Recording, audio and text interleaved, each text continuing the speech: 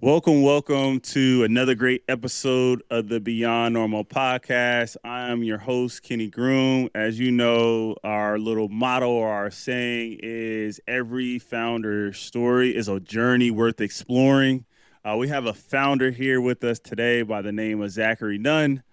He is I'm not sure you go by founder, right? You go by a different title. You go by chief executive officer. I had to make sure that I got that note correct. He's the chief executive officer of Living Corporate. They are an experience management company. They focus on prioritizing workplace fairness. In addition to that, he's also got an amazing content engine, if I can call it that, behind Living Corporate, where they put out some amazing video-based conversations, podcasts, if you will. And so this is right up my angle in terms of talking to a fellow podcaster. So without further ado, let's bring Zachary to the stage. How's it going, Zachary?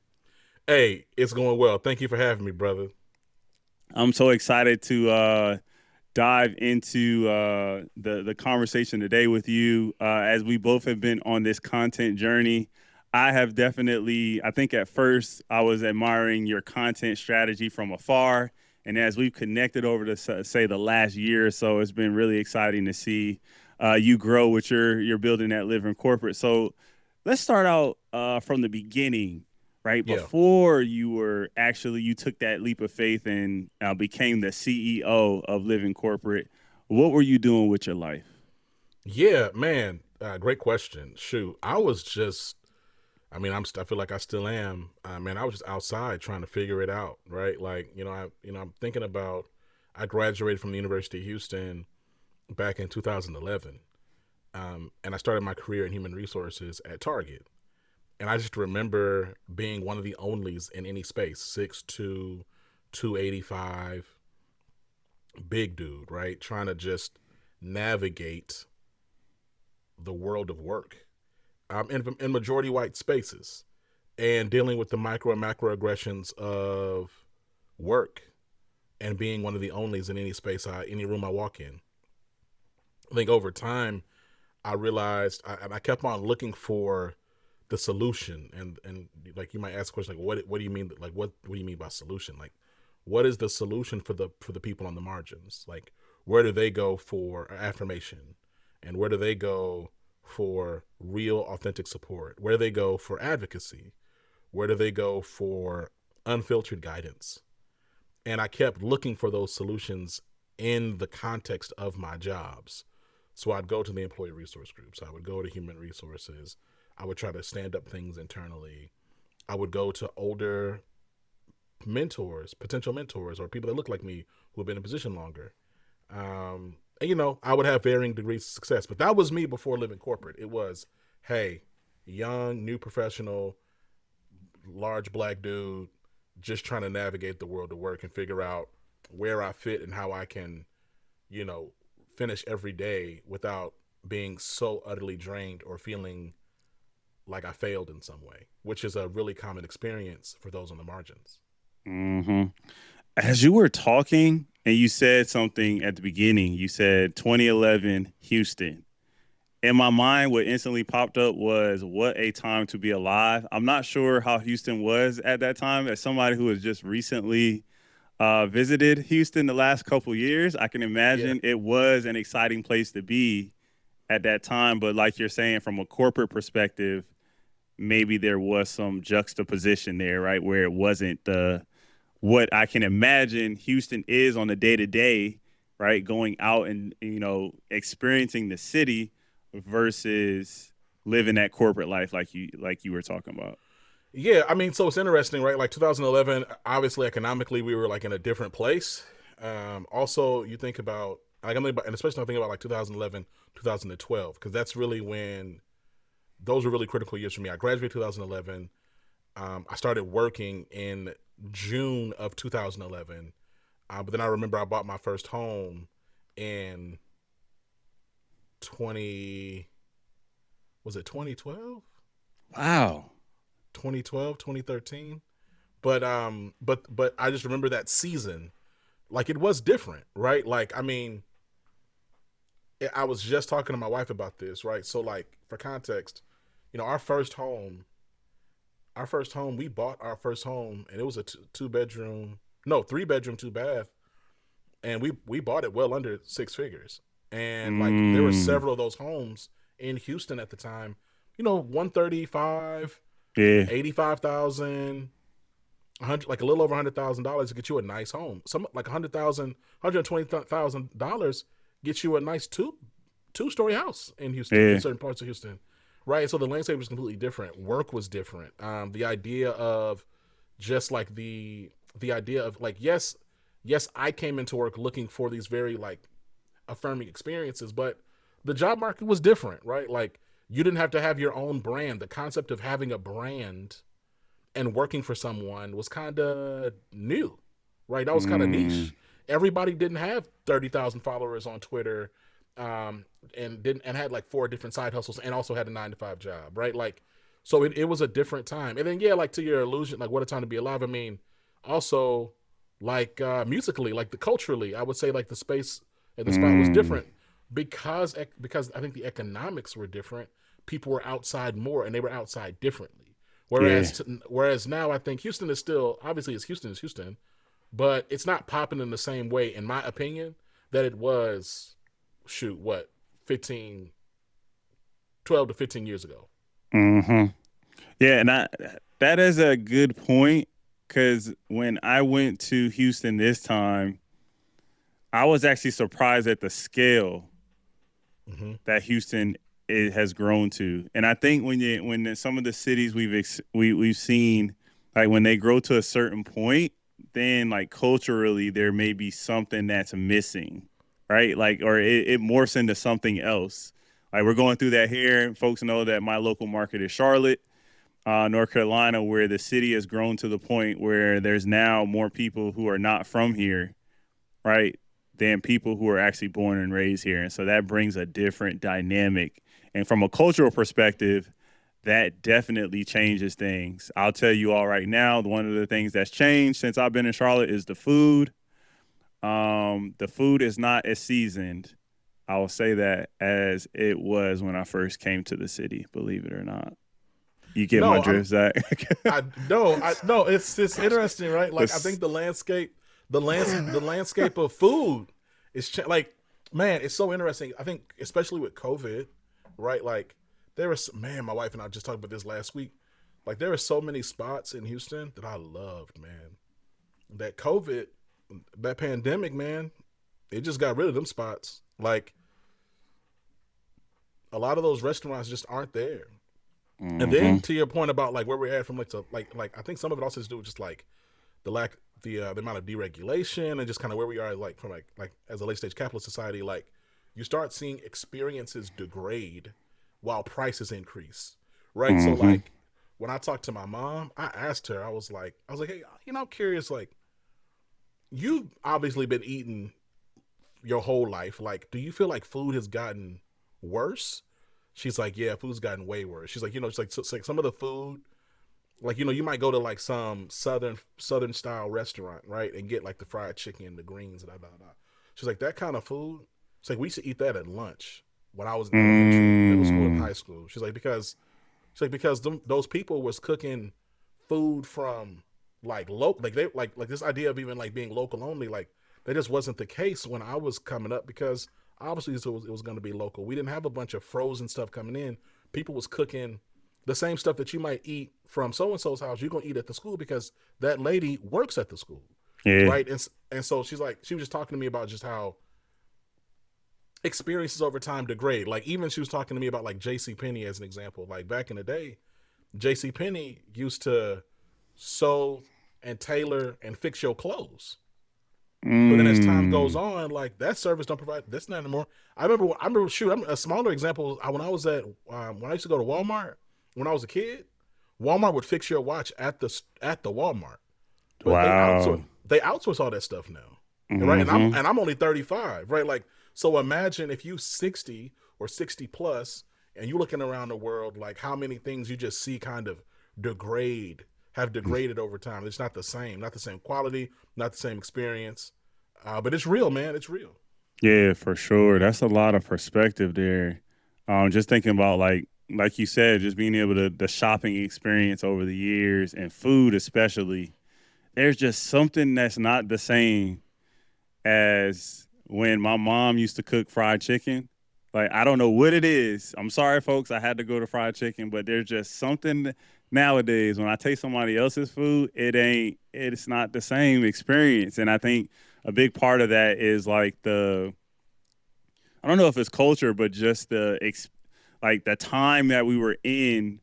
Everything culminated in when you had a meal and you sat down and me and Zachary may have broken bread. Like that food tasted different. Mm-hmm. Mm-hmm. All right, It's so true. so let's pivot now to your corporate experience. Let's talk a little bit about. So you touched on this briefly, right? But you spent your corporate career in HR, right? That is not a path that a lot of people select, right? In terms of, hey, I'm going to go into HR rather early on Yeah. in my career. Like, what triggered you to go down that path? What did you see as an opportunity there? Yeah, like I've always just been passionate about people. And I like the idea of like being of service to folks and supporting people and helping them grow and be successful. I believe that I believed then and I still believe now that people are the center of anything, any organization. It doesn't matter what it is. If you don't have people, whether it's your people that work for you or people that you need to consume your product or experience, you don't have anything. And so Mm, I believe that, and I still believe that. And so that's why, for me, human resources was the closest thing I could get to the people. And that's why I chose it. short and sweet. I like that. Now I want to pivot because as you were just talking, a light bulb went off in my head. Now, when you make the decision in your head or you start to think about, hey, how do I create something of my own? Yeah. What did you see during your time as an HR executive, HR business partner, right? As what did you see as, hey, maybe the companies themselves don't necessarily have the capabilities or the solutions in place to do this, but I can come in as a strategic partner and fill this need. Like what did you see that helped you make that jump to starting your own business? For me, I realized that human resources is really a function, ultimately, like at its most pessimistic. Human resources is a risk mitigation tool or office for the corporation they work for, the company they work for. Human resources exist to serve at the pleasure of the executive leadership to help tamp down risk, be it employee pushback or any type of litigious risk or brand reputational risk. That is really what human resources at the corporate level is for. Now, that doesn't mean that there aren't people who operate in human resources who aren't authentic and genuine about their care for employees. But if you were to ask, like, the CEO and the COO what the human resources office is for, it's meant to make sure that the ship don't leak too bad. Mm-hmm. Yeah. That's the goal. So for me, though, I am passionate about advocacy. I'm passionate about systems reimagining. I'm passionate about org transformation. And so what happened for me was I started as an HR manager at Target, but then I continued forward and pivoted out of retail and then into like a human HR business partner role within energy and pharmaceutical. But I eventually got into consulting, right? So I started at Accenture, then I went to Capgemini, then I went to PricewaterhouseCoopers. And so it was during that season, that consultative season, where Mm. I'm external and I'm client facing, and I'm talking to all these different businesses, these different business owners and unit leaders and chief decision makers, that I'm realizing, okay, so this is how, because I was able to kind of sit on the outside of it and like really kind of step outside of the machine. Even though again I'm working for a consulting firm, but again I'm looking at it just much more like a shark. I'm not really looking at it with all the emotion and personality attached to it because I'm looking at the entire enterprise. And so that helps me understand. Okay, here's the real function and purpose of this space. And so as time went on, like I said, I'm like, okay, well, where does all these things, the things that I'm really passionate about, they can exist and people try to practice them internally, but they are ultimately at odds with like the core penultimate function of human resources. And so Mm-hmm. for me, living corporate came about and the podcast came about because I said, you know what? We're real talk in the corporate world, meaning we're going to have conversations outside of the gaze of corporate HR. We're going to name harm and we're going to name parties without having to apologize, without having to look over our shoulder or double check that we can say it. You know, when Living Corporate drops a podcast, I'm not sending it to the chief people officer or a legal team to edit it to make sure that no one's offended or that we don't violate X, Y, and Z. We're having a real conversation. And Mm-hmm. that degree of authenticity and lack of apology for any one person or party or group is appealing to brands because brands do want to be able to have the conversations. They recognize that there's internal red tape, and frankly, even just some from a brand perspective, like they know they're not going to be heard and seen as authentically as they would as like a living corporate would because we're an outside entity coming in to talk as Mm-hmm. opposed to them trying to have a fireside chat where it's really just going to be a bunch of back patting and self-congratulatory nonsense. You know what I mean? Mm-hmm. That is I'm glad you touched on the oftentimes the imagery of HR is rather sinistry sinister, right? Like it's like, hey, like HR is there to support the business, right? But I think there is always that people element, like you said, like at the heart of a business, right? There's probably some amazing people adding value for the business, and why not have a honest dialogue with them?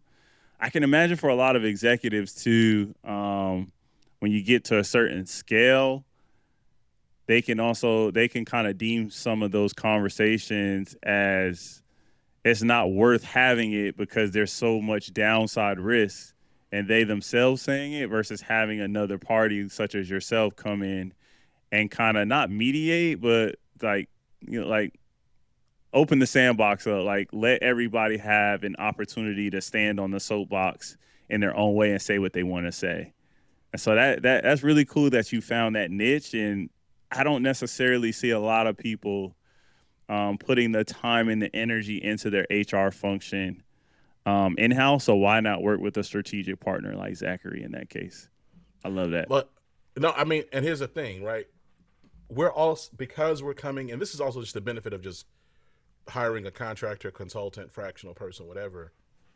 You're not having to worry about managing my emotions or like, getting me to believe in the bigger picture. I'm coming in to do a job, Mm-hmm. and I'm here to make sure that you're successful. I'm here to support. I'm here to drive impact for you as best as I can. And then when this contract is up, we can either renew the contract or we don't, and that's okay, right? I think like there's a benefit to that, and I think especially in this market where folks continue to cut and full FTEs are very expensive. There's an economic lever to it as well, right? We're going to come in. You don't have to onboard us the same way that you would Mm-hmm. an FTE. We're going to come in and we're going to provide the solution or product or service that we've agreed to, and we're going to go right. Like so, example, like we do brand storytelling. We have an e-learning platform, and we have data transformation and analytics, right? And so if you were to come in, if we're going to come in, you don't need to talk to us about whatever because we're coming in with the expertise, and our delivery time is pretty sharp. When our analytics solutions came in, I'm talking about, you know, we're delivering you insight from, you ingesting your data, your HRIS data, or your customer experience data, or your survey sentiment data, your salary data, or all data. Mm-hmm. We're giving you analytics and analytical dashboards and consulting like in a 2 week turnaround. That's Um, incredible. right? We're talking about brand storytelling. Like You know, we're the ones standing up all the content for you, right? I think about the campaigns that we've had in the past with Amazon and Pfizer. I think about the campaigns right now that we're in the middle of with Intuit, right? Like we're end to end support. You don't have to worry about having to look over our shoulder. I'm gonna give you the project plan. We're gonna align on it, and then we're gonna execute. Mm, I like that. So there's something that I've been wondering lately. Mm, For a lot of jobs that I've applied for, say over the last 5 years, I've noticed something. mm. The applications are getting longer and longer. And maybe this may be off on a tangent, Zachary, but stick with me. A lot I'm of the here. data that they collect on these applications isn't necessarily for the job itself. It's some of the, I don't want to say the back officey stuff, but the stuff where it's like your race, what do you recognize yourself as, maybe gender, military, some of those types of questions, right? Like what are companies doing? Like you mentioned analytics, right? And so that was really key to me. Like what are companies able to do with some of this data that they may not necessarily be doing now once they partner with you? Yeah. So here's the thing. Every company has some sort of data arm, right? Where they have a dashboard or something. Every HR team has a dashboard. So it's not a question of if they're doing nothing with, I'm going to say at least like 70% of their data. They typically have some type of platform that they're using that gives them some type of visualization that they're able to look at and use. What we continue to notice at Living Corporate though is that the digestibility of those visualizations is all over the place, Mm-hmm. right? So like I think because when it comes to data visualization, a lot of times it's data scientists putting these things together. But it's a there's a delicate balance between org strategy and data science to make effective visualizations. You have to really understand the nature of work and understand like your audience to build something that people can actually use. Having a bunch of bar graphs and charts and lines and stickers and numbers everywhere, like, yeah, it looks really busy and it looks very informative, but what are you actually doing with that? So that's the first thing is some of these reports are they're very busy, but they're not actually very insightful. They look busy though. They look Mm-hmm. smart, but if you can't really action on them, then what is it really for? Yeah. The other piece is that organizations often are like they might have a bunch of data and they're pulling the data, but they're not connecting the dots between their data sets.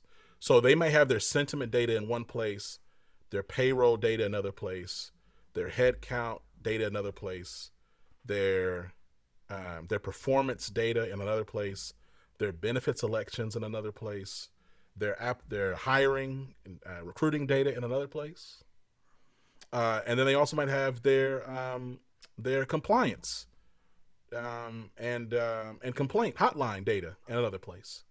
And there's nothing wrong with having that data in a bunch of different places.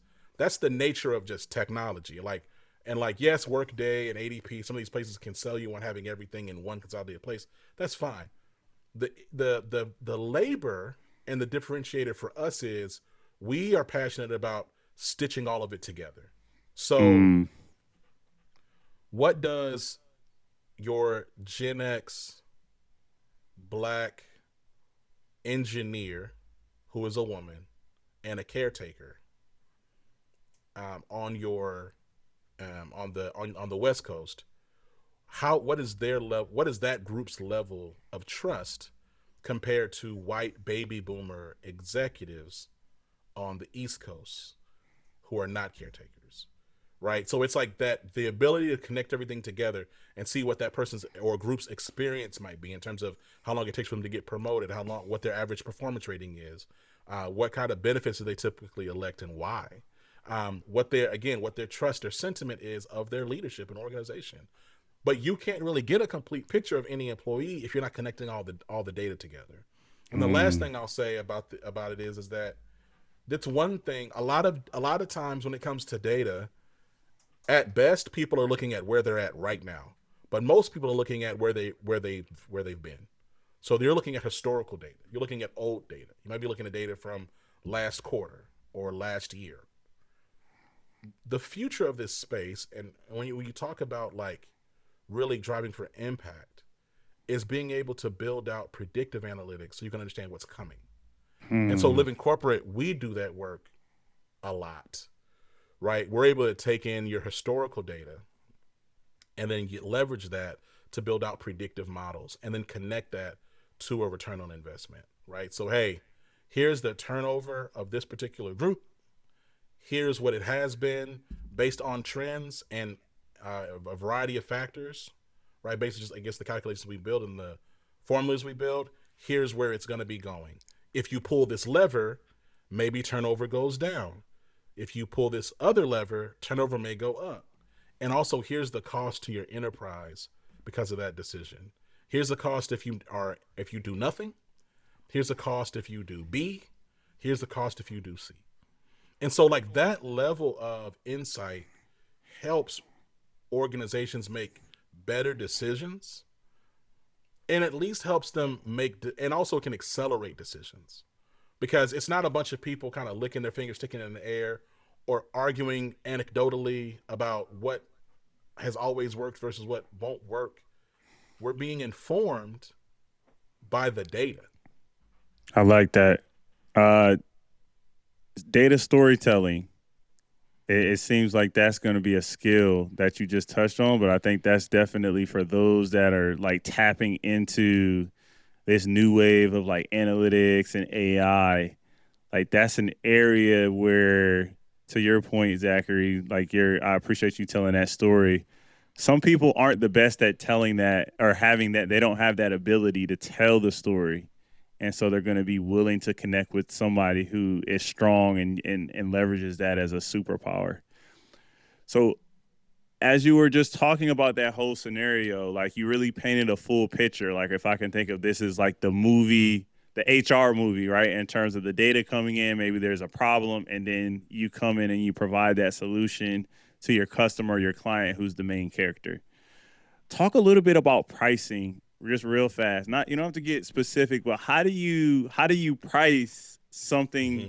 like this that sounds rather nuanced and complex for an executive or somebody who really needs to make a decision on this rather quickly, and they may not care about the ins and outs of it, the nuts and bolts, or they may like talk a little bit about how you price what living corporate offers to the world.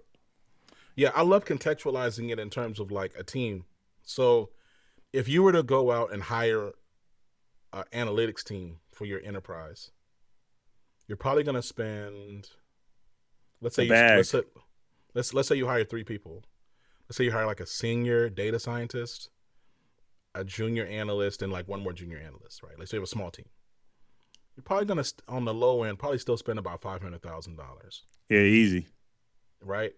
Like that's not just salary, that's total comp. And I feel like I'm being really conservative when I say $500,000.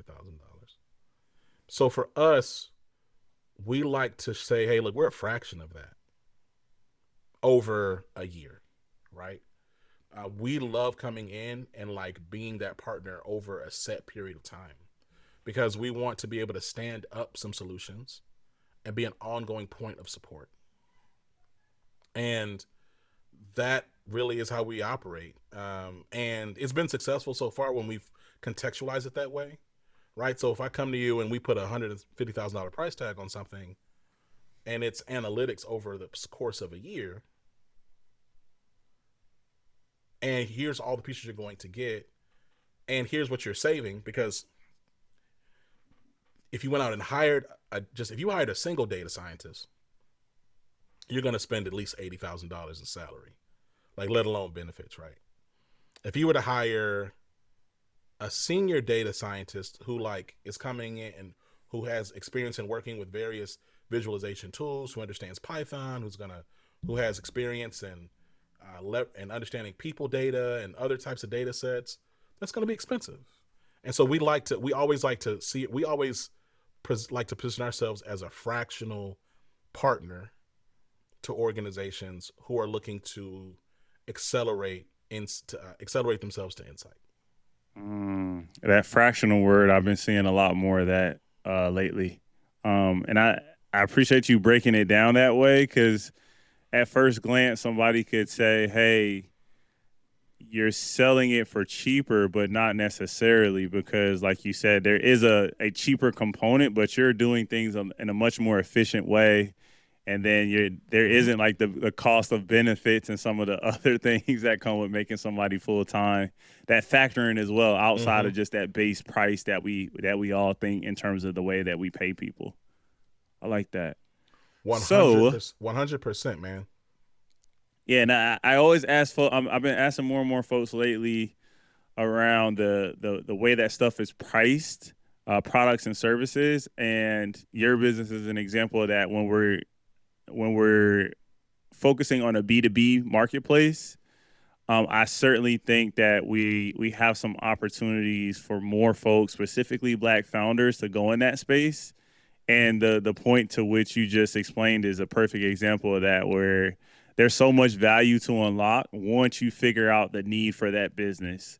Businesses have to do some of these core functional like domain areas. Like they have to have HR expertise in some form or fashion, right? And so they can go out and they can kind of build out a function internally, right? And waste a lot of resources, or they can be uh, much more precise, like Swiss Army knife, right? So have somebody come in like a Zach, right, and really get to the pain point in an effective way for whatever duration of time. But then that value is unlocked for them, and a lot of times they're willing to spend that. They're going to spend that money regardless. Why not spend it a little bit more effectively? But B2B is I've been preaching this for like the last year, so I really want to see more Black founders get into the B2B space. I think the B2C Yeah, is man. just it's in our face, right? Like every single day we see there's a way to sell a product to the consumer audience, but the bag is with B2B. That's just my Man, soapbox moment, Zach. man, I'm gonna jump up there with you because, like, well, here's the thing. Like, I think so. A couple things for me, because I spent so much of my career in consulting, and frankly, I have like a fairly consultative approach just in how I think about work. So even before I worked at Accenture, which was the first firm, my first stop in my consulting journey, I was a HR business partner, right? And so, and really, an effective HR business partner operates consultatively. They use Socratic reasoning and methods to help people understand, like get to a place. They ask a lot of questions. They provide a variety of recommendations. They influence without authority. Like that's what an effective any business partner, let alone an HR business partner, does well. And so when I think about business and I think about like where I see the most impact, I do think about selling to other businesses. I also struggle as a Black founder, a Black entrepreneur, a Black CEO, um, selling to individuals when I can look at the market and see that the buyer is having a really hard time. The individual consumer is having a really hard time right now, right? Mm-hmm. Like everything's getting more expensive, right? Like, and I struggle because and I mean people have like they've told me, Zach, why don't you charge people for this or charge people for that? Like sell it. And we have a Patreon that we do not update. I need to update it. I definitely would love people to support the Patreon. At the same time, I got these twins. I got two other kids. I got a bunch of stuff going on. I am not prioritizing the Patreon as I should, but I'm open to people supporting.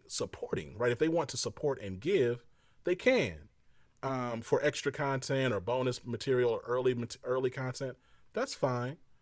But like I struggle to sell to a group of people that they need help, right? Like I'm not gonna sell a webinar to a bunch of Black and brown people or queer people on how to navigate the world of work. I should just tell you that.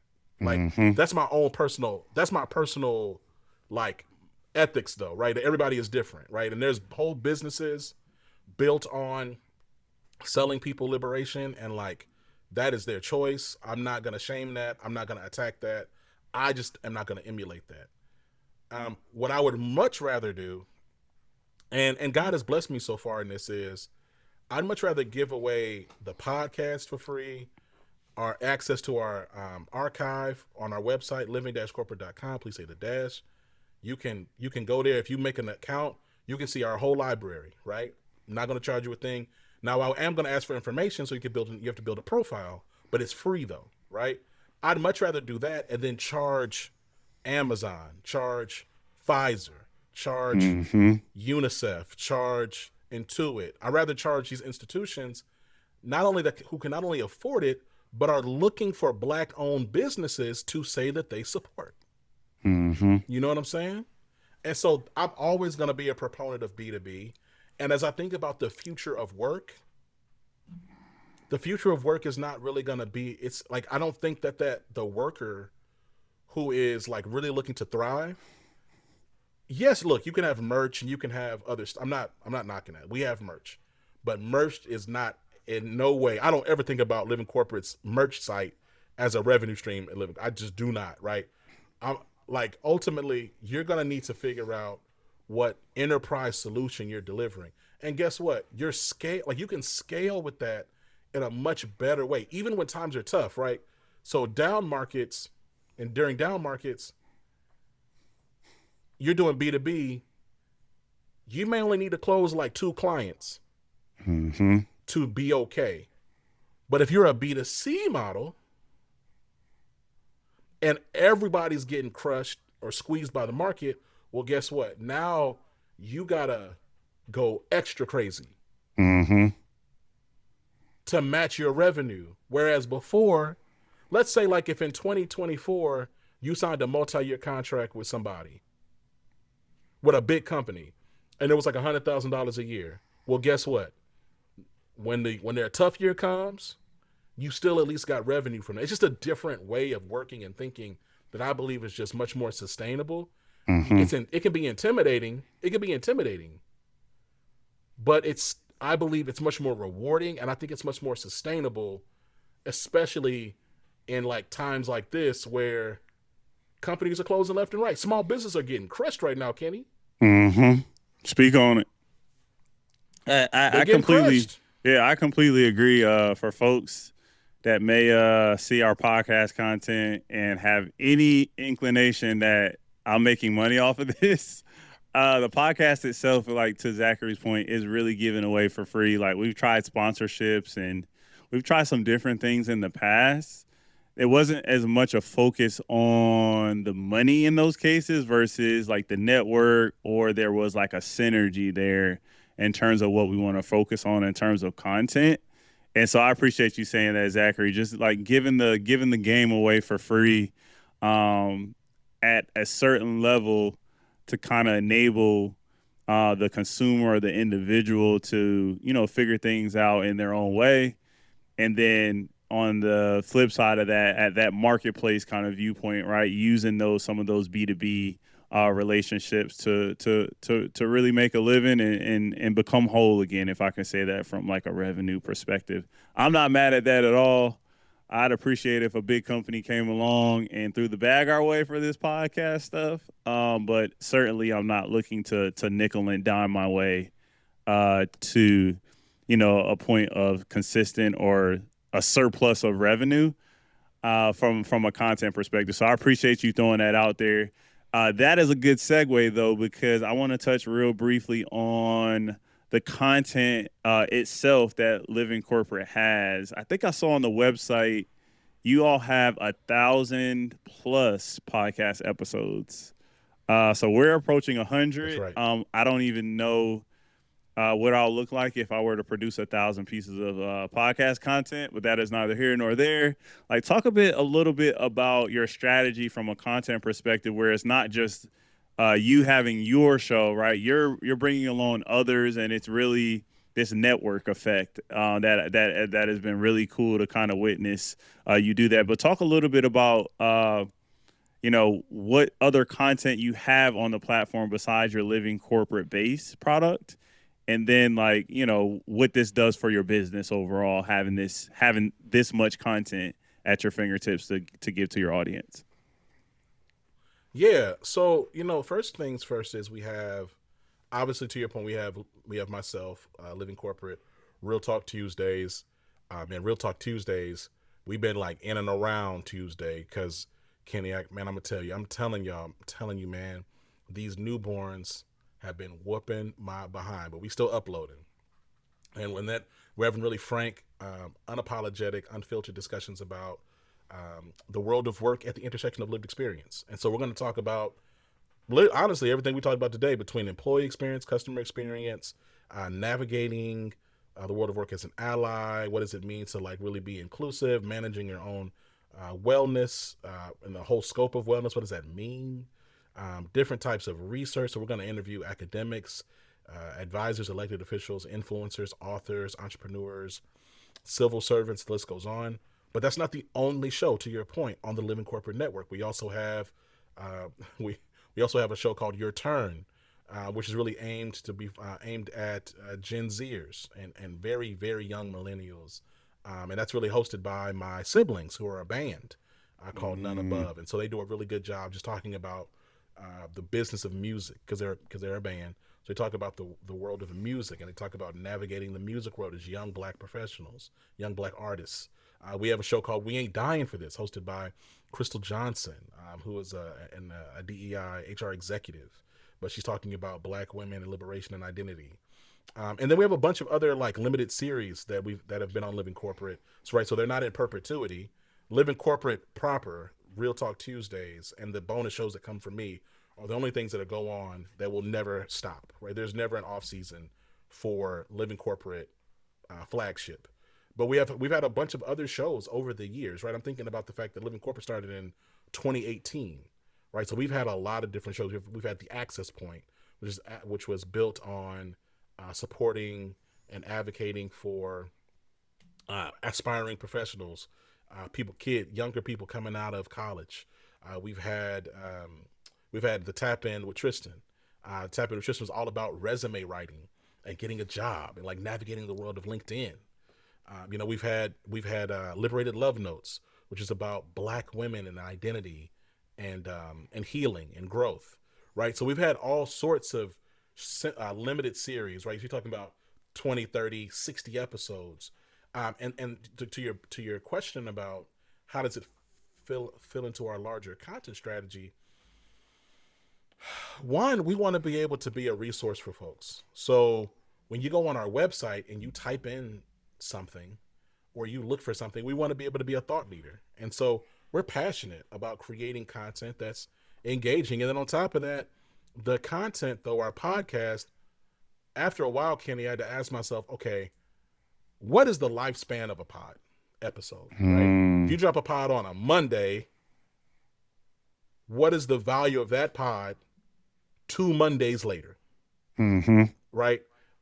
And the answer for most people is not that much. Like, you chew the gum, you spit it out, you pick another piece of gum, right? And that's not a slight on that particular pod. I mean, like Bruce Springsteen, I want to say, and Barack Obama had a podcast. Do you go back and listen to them podcast episodes? No. Some of y'all don't even know, people listening don't even know they had a pod. You know what I'm saying? So what do you do, though, with all the IP, the thought leadership that you've created over time? What do you do? So for us, what we decided to do, we decided to take all of the transcripts of all of our podcasts, and we decided to build an AI engine called Insight Engine. And we fed the transcripts into this engine and then turned those transcripts into e-learning modules. And then we took those modules and we put them on a custom player, like a custom environment, very similar to like Spotify. But it's Spotify, but for employee experience and inclusive leadership. And we sell that as a B2B subscription to companies looking to drive engagement and drive learning and training. I wish I had a cash. I wish I had a cash button. Cause that is like a money. That's a gem right there. Like you dropping gems or something like that. A sound. Cause that was amazing. But keep going, Zach. I just got excited. I don't know if you could tell my eyes got big as you were talking. But that excited me what you just said and then you explained, and I hope people are listening to that little nugget because I'll be clipping that up for sure. No, no. I was trying to find. Hold on. I was trying to find.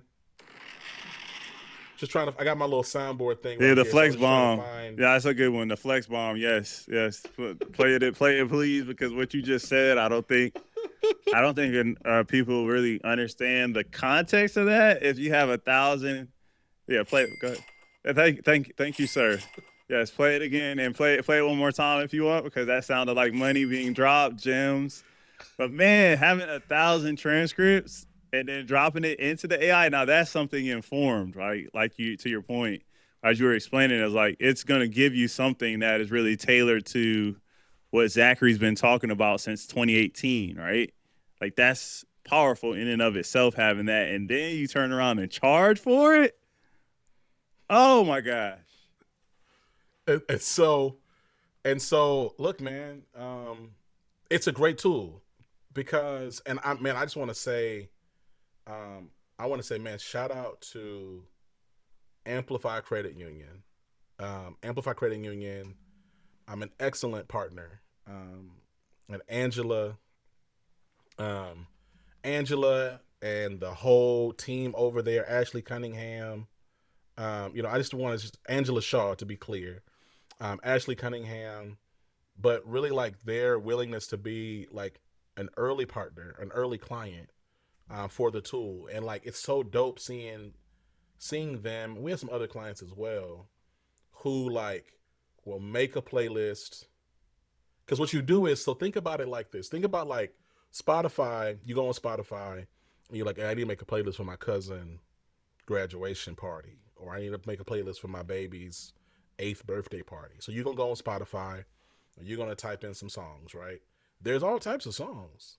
You choose what you want. You take that playlist and then you can then send it out to people. You can send it to your partner who's then gonna who's gonna play it on the Bluetooth speaker, or you send it to whomever, right? So it's really the same idea in this platform. It's really Mm, about you can make a playlist on like let's say Hispanic Heritage Month, and because we've been talking to so many people over the years, there's gonna be modules on supporting Latinx identity. Why the term Latinx? Why does everyone agree on Latinx? Right? Like, what does it mean to be an ally? Like, what does it mean? Like, we have tons of content like that. You want Women's History Month, supporting women in the workplace, why women are effective leaders, why this, why that, right? Like, but there's a treasure trove of content from all the discussions we've had over the years. And so then what you're able to do then is you can build out playlists and then share them to your organization's intranet, to their environment. So the reason I want to shout out Amplify is because I love the way that they're like, hey, look, we got our cultural calendar, and we have the things that we want to highlight, and we're gonna leverage this platform. We're gonna build playlists, and every month we're gonna release a different playlist to highlight different topics. mm, And so and so it's not a pure LMS, right? So when you click that module, you're gonna get the audio or video file or both. You're gonna get a summary of what that conversation is about. You're gonna get discussion questions, and you're gonna get action items. And the reason why I did not want to try to build a Skillsoft or a Udemy is because I'm not looking to replace a pure LMS. I'm looking to be that solution as brands divest from full scale DEI teams and spending $30,000 on DEI speakers, that this can be an ongoing resource that is economically feasible for them, and can be mm-hmm. something that supplements and sits alongside a pure LMS. Mm. Bars. I'm not. I don't even need to say nothing else. I just folks listen in. to what he just said. You held that into the end, so I'm glad because that's the clippable moment for sure, or one of the many. But just hearing you say that just now, I got a little too excited. But I just want to say thank you for being on as a guest. Like seriously, Zachary, this is I learned from the first second you started talking into the end, and it only got better and better. There was like a amazing ramp up to you closing us out with that.